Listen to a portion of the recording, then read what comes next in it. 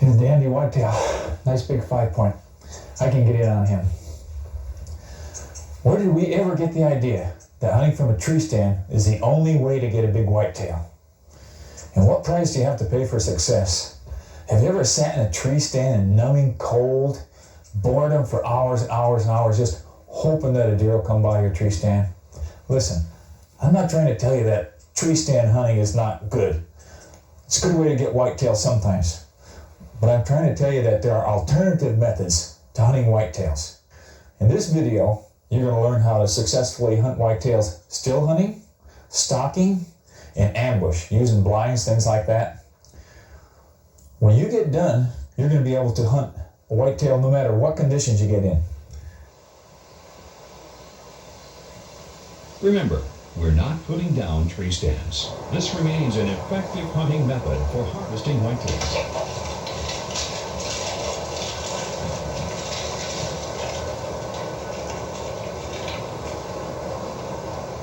It's just that some hunters like the challenge of meeting a whitetail at eye level.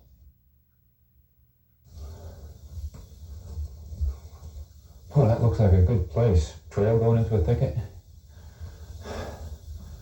The first alternative hunting method we'll cover is still hunting, which is done by slowly moving through the woods looking for a deer. Now, the object of still hunting is to see the deer before it sees you. You can actually move in on a deer when its head is down or turned away.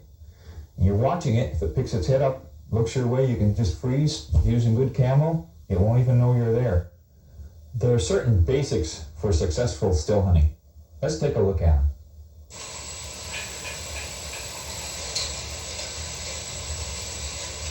A still hunter's movement must be slow and he must stay alert. Take a few slow steps and then stop to study the area ahead for deer. Then take a few more steps and stop.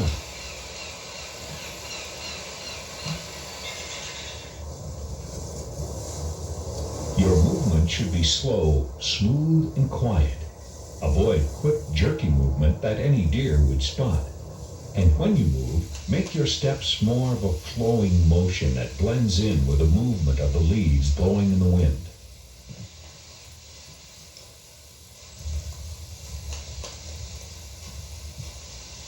A quiet still hunter stands the best chance for success, but remember, there is constant sound in the forest. Even deer make noise as they walk through the woods. A rustle of leaves from a footstep or a snapped twig usually won't alert a deer. These are the natural sounds of the forest. However, an unnatural sound, such as the swishing of nylon or a muffled caw, are the types of sounds that are sure to put a deer on alert. And an alert deer is nearly impossible to get close to.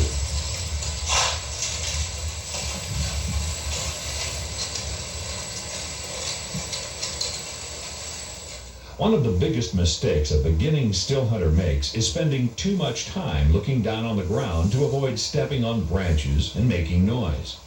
But in doing that, his eyes are not searching the forest ahead for deer, and the end result usually looks something like this.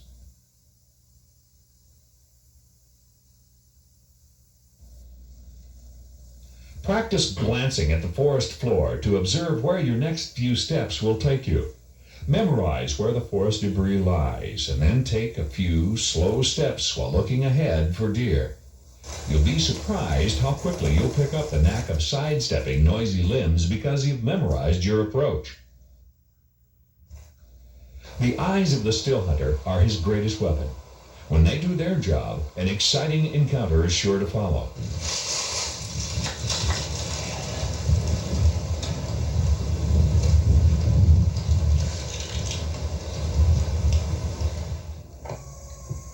Train your eyes to pick out deer, but not just whole deer. Remember, if you see a whole deer, that whole deer will probably be staring back at a whole hunter. Instead, train your eyes to pick out parts of a deer, such as the twitch of a tail, or the flicker of an ear, or an antler tip. But normal eyesight can be woefully inadequate when searching through a maze of thick brush for a deer. That's why a smart still hunter always carries small, compact binoculars that he can use while focusing with one hand. Sure, there will be some extra hand movement, but you'll be able to penetrate a thicket and spot a deer that would probably be missed with the naked eye.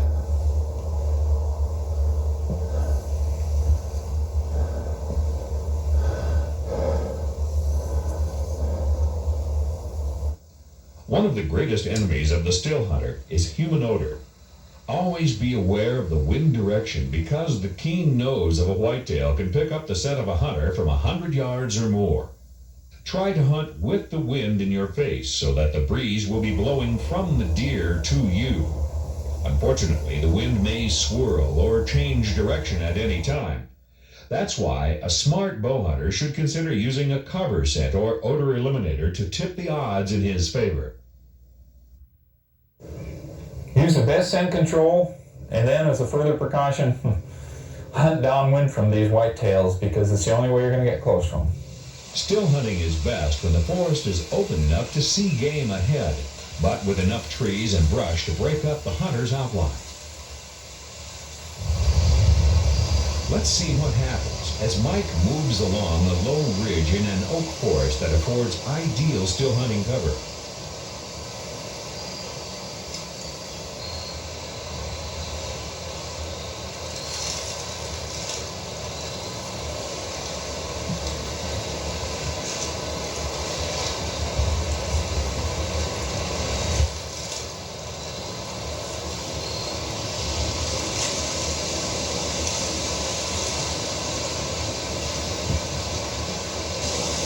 Starting to rain a little bit. I bet they're gonna get up pretty soon. I'm gonna watch them. As soon as they get up, I'll get up.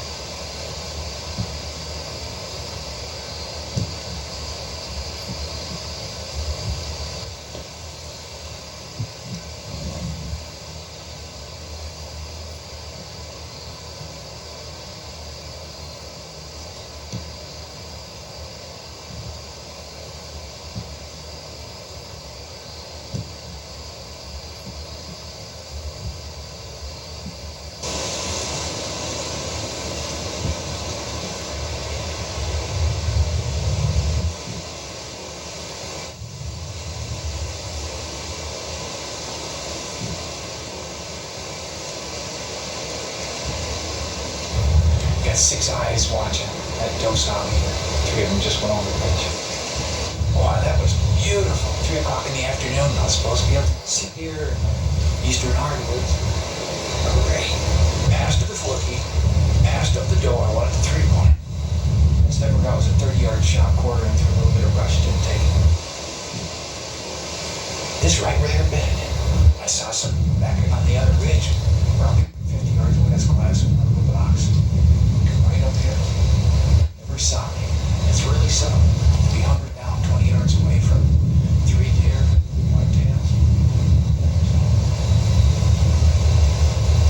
I'm gonna circle around here and just finish out my day hunting before the rain comes. This is a fantastic experience.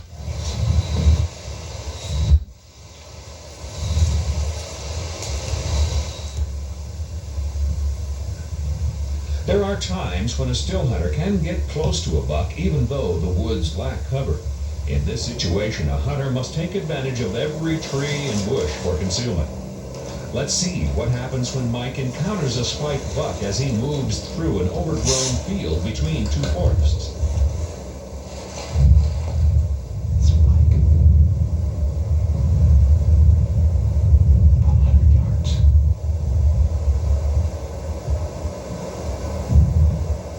He's milling around right up this open cottonwood bottom. Looks like he's about ready to bed down though.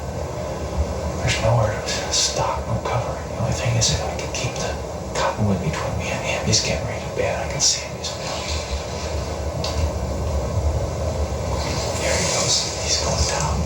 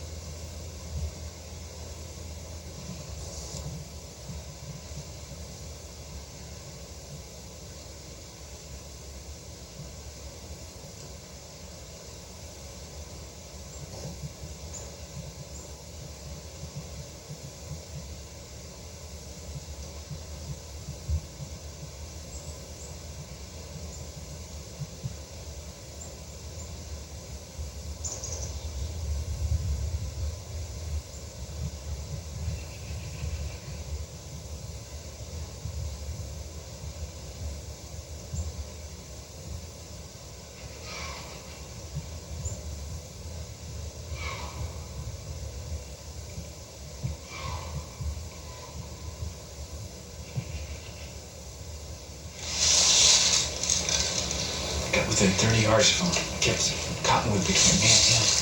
I peeked out and I couldn't see him. I got worried. I said, well, maybe he got up and took out. He didn't take off. He was bedded down looking right at me at 30 yards. He got up. I had a good 30-yard shot. But there's just a screen of limbs.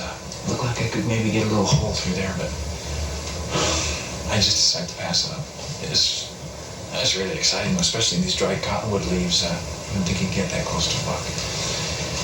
Doggone it, it's just my luck though. He's bedded down looking right at me. You know, if he was looking away, I'd been fine. You know, I've seen a bigger buck in this bottom. I'm gonna keep on sneaking along in here. There's gotta be another buck in here.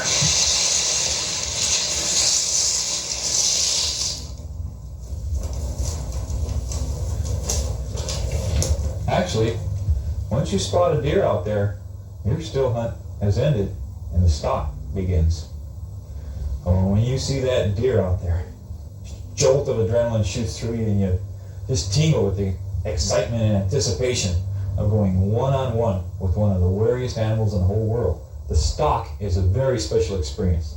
It's the cutting edge of true sportsmanship when an archer pits his hunting skills against the razor-sharp instincts of a wild animal. Sounds almost impossible, doesn't it? But remember, man was once a part of the natural world. We used to hunt for food successfully. And the good news is that the average hunter can still be a throwback in time when men hunted through stealth and became supreme in the wild kingdom. When you look at your quarry and say to yourself, I can do it. I can get within 20 yards of that deer. You already won the other half of the battle, because the biggest part of the stalking archer is right here, the true heart of the hunter. The rest is just a honing and refining of your dormant hunting skills. Now let's look at the basic principles of the stalk.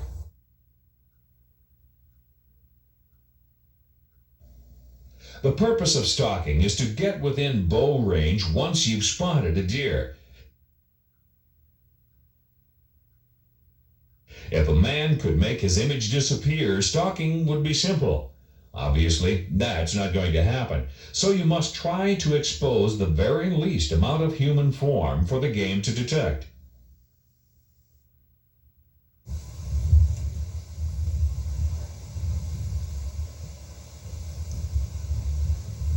The erect human form is a dead giveaway to any deer, so the stalking hunter should crouch as he moves forward. Oftentimes, deer will dismiss a crouched hunter as non-dangerous. Proper camouflaged clothing that blends well with the surrounding forest is a necessity for the stalking hunter. A good fall camo will blend into the brush and trees. A deer will often look right through a well-camouflaged hunter unless it detects movement. Of course, when snow falls, brown camo becomes useless. It actually helps the deer pick out a hunter. But a bow hunter dressed in white winter camo will be virtually invisible to a deer.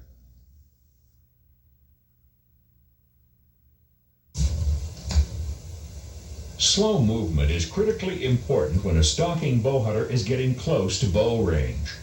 Each step should be very carefully taken with a slow, flowing motion, and move only when the deer is looking away from you or has its head down feeding.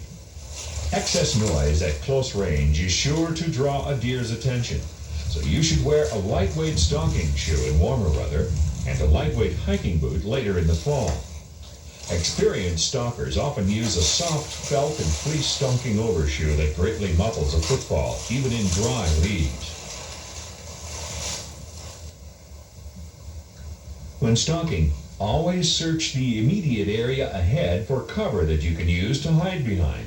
It may be a tree trunk or a bush that obscures a hunter's form. Also, a gully or depression in the forest floor will sometimes totally shield an advancing hunter.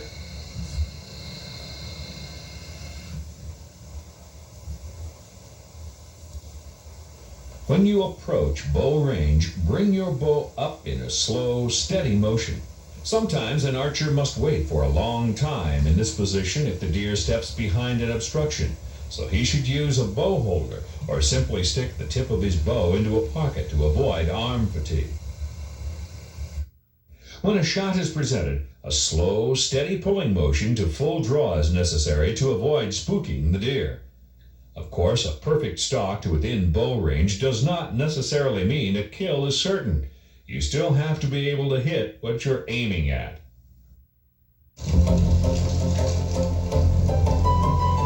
Now watch as Mike spots a bedded deer and stalks it.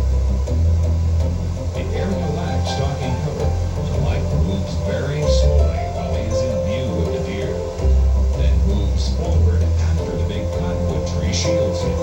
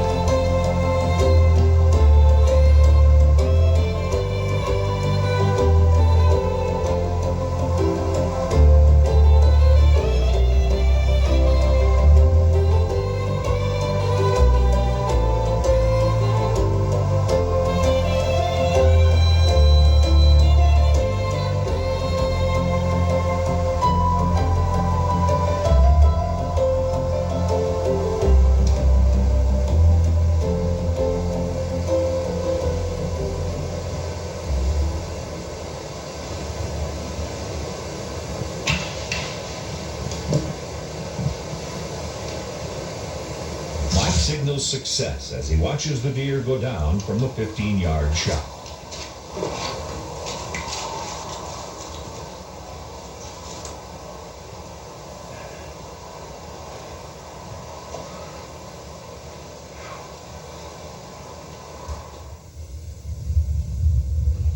Of course, not every stalk ends with a kill, especially against an animal as wary as a white-tailed deer. Oftentimes, a stalk ends like this, but that does not lessen the intense satisfaction of the stalking bow hunter. I tell you, that was quite an experience. Never say die with this spot and stock stuff. But we almost got him. There's more out here. That was quite a stalk. I really enjoyed that. I'm hoping to get into another one today.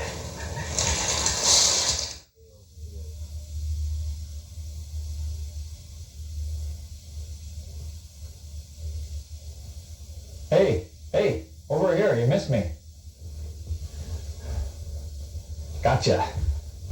Ambush is another great way to get close to a deer. Most ambush sites rely on a blind of some kind to shield you from the deer's sight.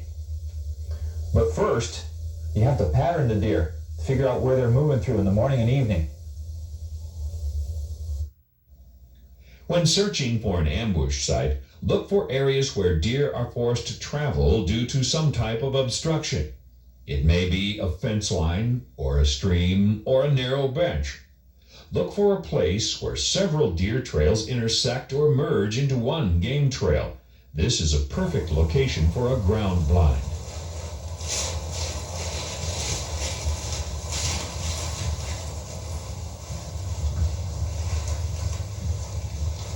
Try to set your ground blind on the prevailing downwind side of the trail, but wind shift may force you to build another blind on the opposite side of the trail. That way you can use whichever blind favors the wind. A ground blind that uses natural vegetation is best because it will blend in with the surrounding woods. A brush blind need not be an elaborate structure. Oftentimes, it's just a matter of finding a natural enclosure and then placing a few branches or clumps of grass in strategic spots that will screen the hunter from an oncoming deer.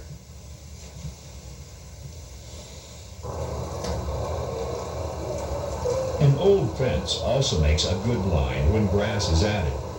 Deer often travel along these old fence lines, and there are always opportunities for ambush.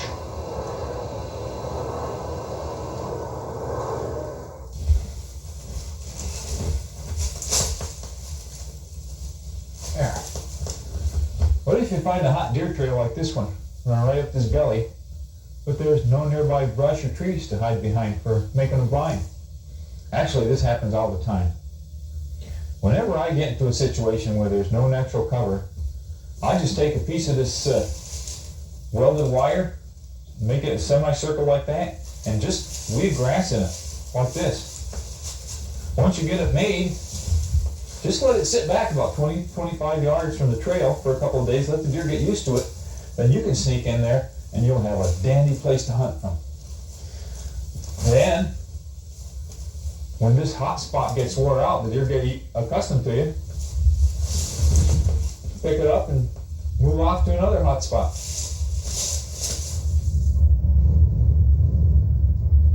Mike now joins his friend Brett Landwehr, who operates Landwehr Outfitters in northwest Montana.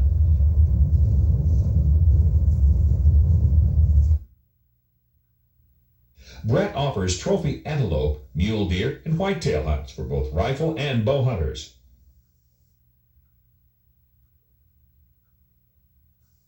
Brett and Mike plan to bow hunt whitetails along a river bottom using ground blinds.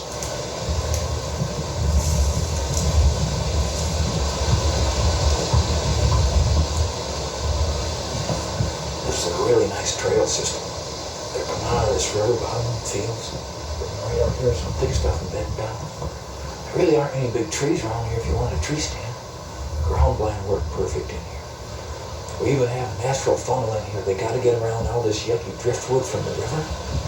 I'm going to put a line right over there, about 20 yards. Right in those willows there, cottonwoods.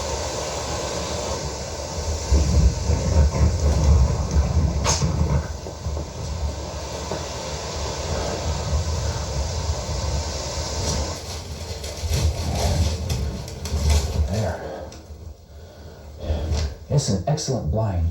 This is a morning blind when the deer are coming out. I don't have to hunt this in the evening, so I don't have to build this big blind that covers me on both sides. I'm totally exposed if a deer comes this way, but a deer is never going to come this way in the morning. But look at this. The deer never sees me. I've got a perfect screen. I can see, though, it's not a total block. I can actually see deer coming through, get ready, have my bow drawn before it comes in the open, just kill it. 18, 20 yards. It's a quick, easy blind. It's a perfect way to get them like this when there's no trees or a tree stand or something. It's going to be interesting to see what happens when I hunt this. Brett makes his blind along an old fence line in a small stand of timber that the deer pass through on their way to an alfalfa field.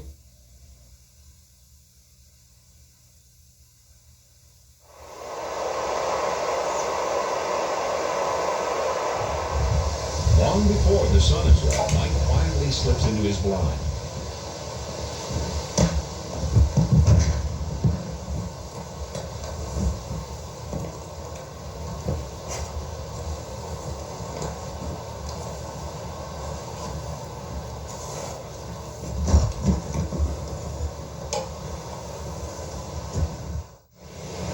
Brett is also in his blind early, and it doesn't take long before a dandy buck appears.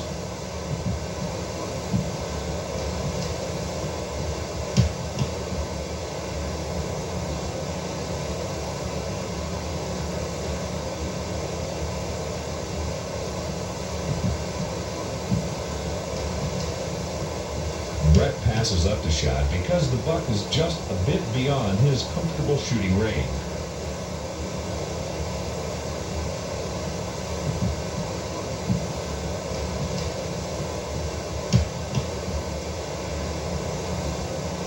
At Mike's blind, it's been quiet for the first hour of shooting light. Suddenly, Mike spots movement to his left.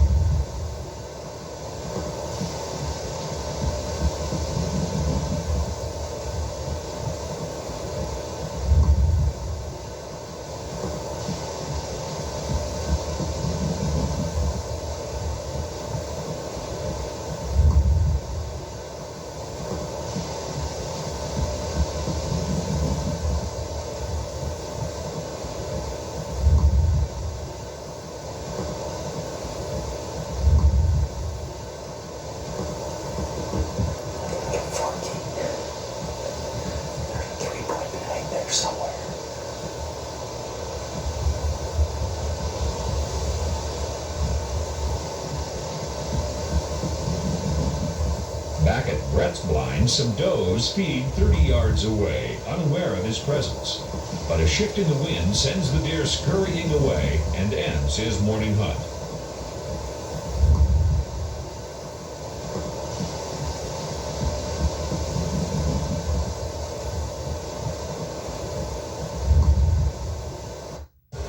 Back at Mike's blind, movement in the brush catches his eye.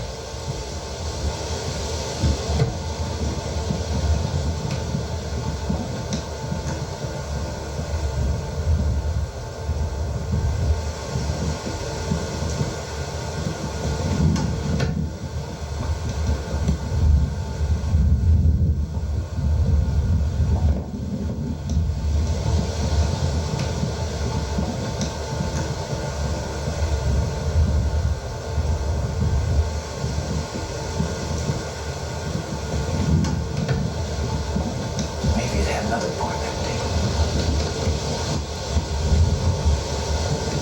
Never saw me. It was perfect. That encounter ended Mike's morning hunt. A few hours later, he joined Brett to plan the evening hunt. Didn't want to take it, so. Yeah. What are we gonna do here, Park? Well, I think this could be a good spot. We got a river right in front of us, and the field to our right. Pretty narrow spot. I think there's trails coming through here. I might sit over in there. But this crosswind, how about if I go right behind that? There'd be a good natural blind. That looks pretty good, That way I right? can get that side, you get this side. Yeah, if they come close enough, you can get them on either side, but why don't we try that for now? And then I heard the farmer down in there, he might spook something, so be prepared in case they're coming through kind of quick. Kind of quick, huh? You think you might kick them out? He might, you never know. I'll tell you, you got one of these deer calls. Give them a call, boy, it stops right in their tracks. Yeah.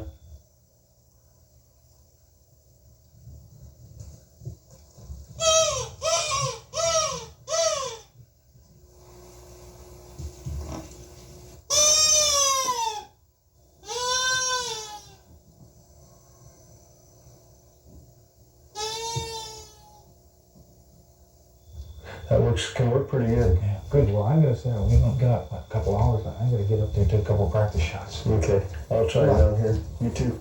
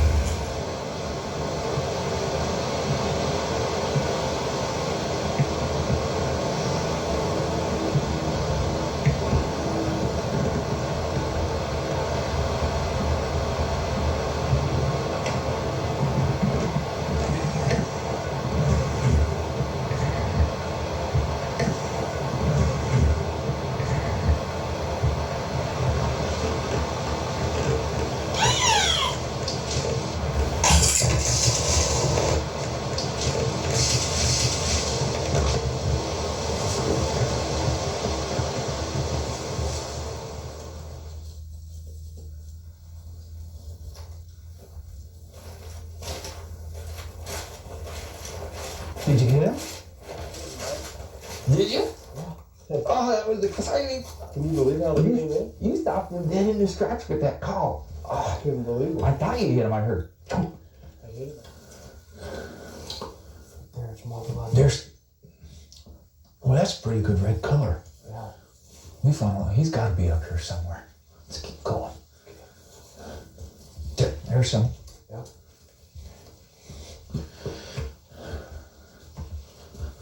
There's another drop. Boy, it's all in through here. Mm-hmm. Well, he's really. Should be close. Wonder what you hit there. What about this slough here? Should be right here. We should go out to this trail and see if.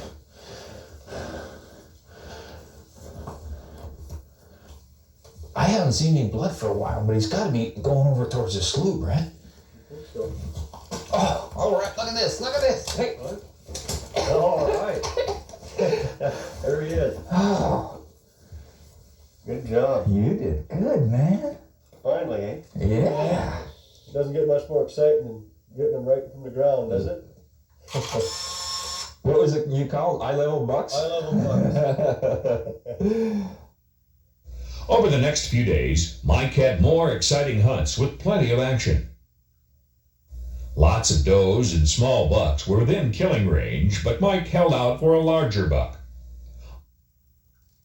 On the last evening of his hunt, Mike finally got a nice 8-point buck broadside at just 15 yards. But he passed up the shot because there was not enough light for the video camera to record the kill.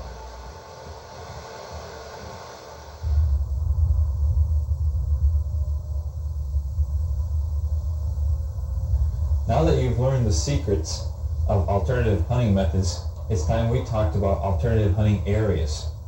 There are a lot of good deer hunting areas that are overlooked because they're either too hard to hunt, or there's no cover, doesn't look like it's possible to hunt, or there's no deer there. This is one of those alternative hunting areas. Behind me there's a golf course, out in front of me there's a big old field, not a tree in it for 500 yards to the river. But there's a lot of deer in this golf course, and the owners would like some of them eliminated. They're hurting the greens. Look over here, there's no trees, but there's this nice deep gully, and there's a big old game trail running down along this fence. No cover though. I think I'm gonna build me a little brush blind through that woven wire fence and set up there in the morning and see what happens. I expect deer to be coming through here. I don't know if I'll get one. The winds are real tricky around here, but I'm gonna get some action. It's gonna be a lot of fun.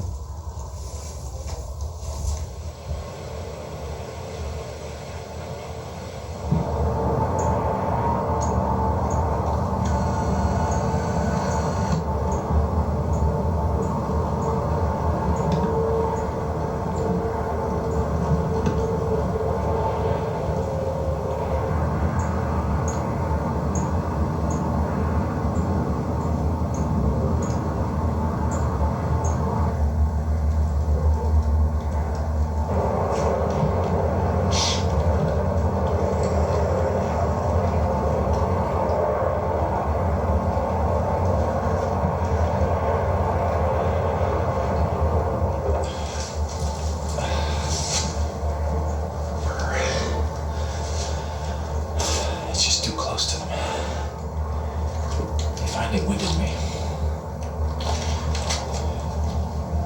If that wind hadn't changed, then this little blind was just perfect there. We come right down this little gully. Oh, here's a dandy alternative hunting area on an old apple orchard. The deer love apples. They'll just go out of their way. It's a short time period when the apples drop, when they're gone.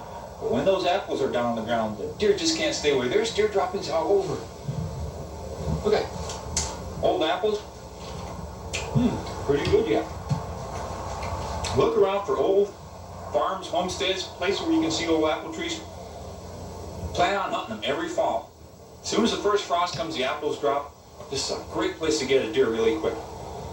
Now, as you can see, there's no place to put a blind, no brush. It's right out in the middle of an old overgrown field.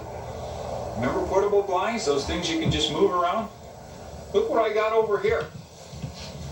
Oh, Bessie. Don't laugh. This works. It's a cow decoy. Just made her out of of quarter-inch plywood and some black paint, a little white. It's supposed to be a white face with black Angus, I guess. But when you're in cattle country, those deer are oblivious of the cattle. I was out just the other day. 5 black Angus laying over to the right, I'm to the left behind this. Deer walked right by, never even saw me. Smelled me, unfortunately. But look at this. Look at this. You get behind here, they don't know you're here.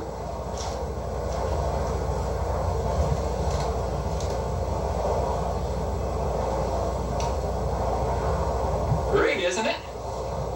I'll tell you, animals are very, very suspicious and very instinctively smart, but in other ways they're stupid. Now you can look at this and say, oh, this is a piece of cardboard. Those deer do not look at it this way. Now, is this thing here for life? That's the beauty of it. See my little crease here? Hit a couple things. I'm ready to go, man. I find a little bit better place. Want to go somewhere else? Grab my decoy, grab my bow. I'm going to go to another hot spot. Works forever and ever and ever. A corn patch is another good alternative hunting area. Fresh tracks heading right into the corn. Corn is a wonderful crop. It's a cover crop. The deer grow big and fat and they love it, just like these fresh tracks going in here. But it's also its own cover. There's better cover in this corn than anywhere else in these oak forests. But listen, if deer go in here, the wind comes up and starts rustling this corn, you can actually hunt this corn. You can still hunt it, look from row to row. Those bucks will bed down in this stuff and think, ain't nothing gonna come in here. And they're expecting to hear it. The wind gets whistling. You can hunt this very successfully. Just peek in for one row, nothing, left and right, peek in another one. You don't make that much noise because you're going slowly, and they expect to hear a little bit of noise with the corn rustling. If you want to still hunt, you got to go to the corn, because literally every big buck is in this corn here. Look at this. Not making any noise. Peek, left, right.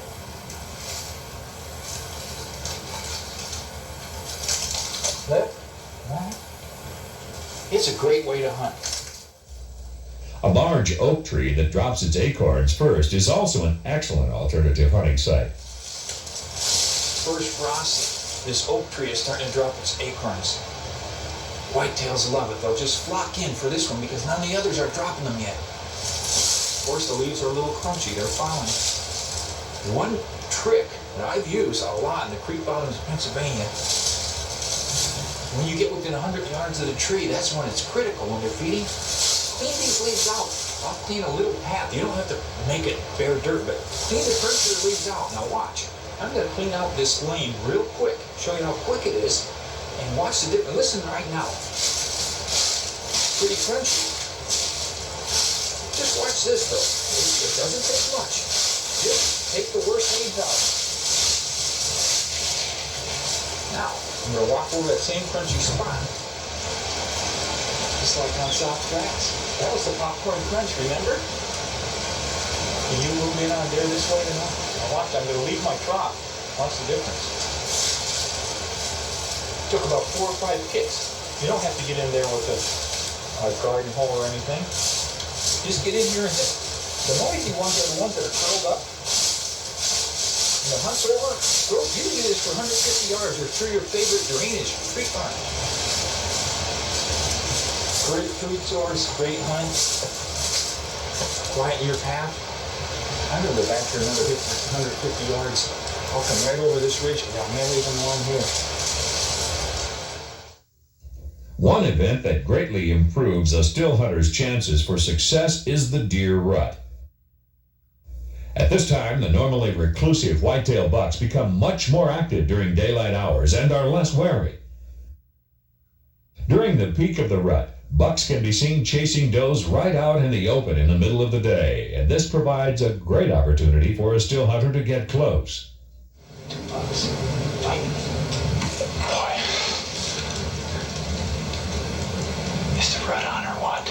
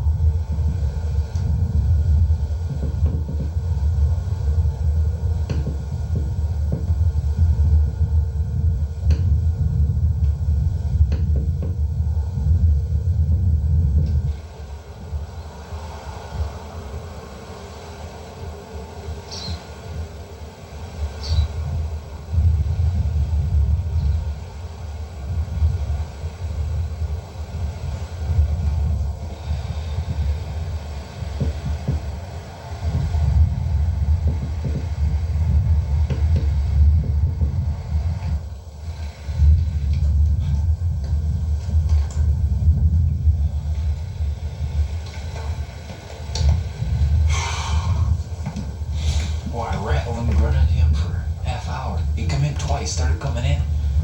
Just something about it. I don't know whether there's another doe there or what, but he just wouldn't come in any farther. Tell you, when you're still hunting, the rut starts and the deer start moving.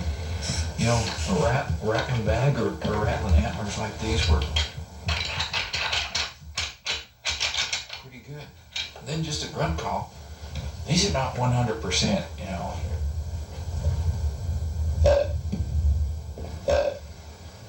Sometimes I bring them in, sometimes I don't. Now, I didn't do very good with this one. You know, it isn't that you do things wrong. Some of them are just more apt to come in. This didn't. But now, one yesterday, a little 3-point, man, he come right into my antler rattling and grunting.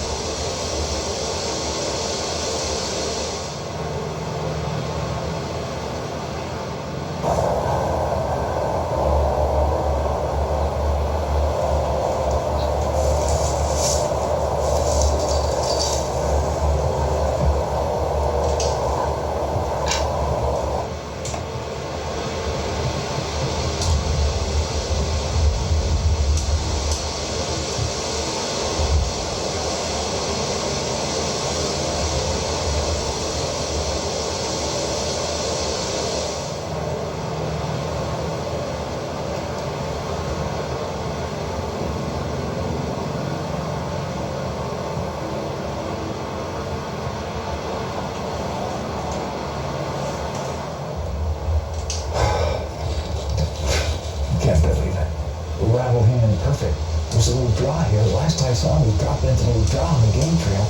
Trail comes out here about 15 yards. I thought, small buck. I mean, what would make him circle like that? Obviously, he's got some intelligent genes in him. We better kill him before he starts spreading it to the rest of the herd. The archer who takes up the bow and arrow and enters the natural world of the white-tailed deer has purposely limited himself.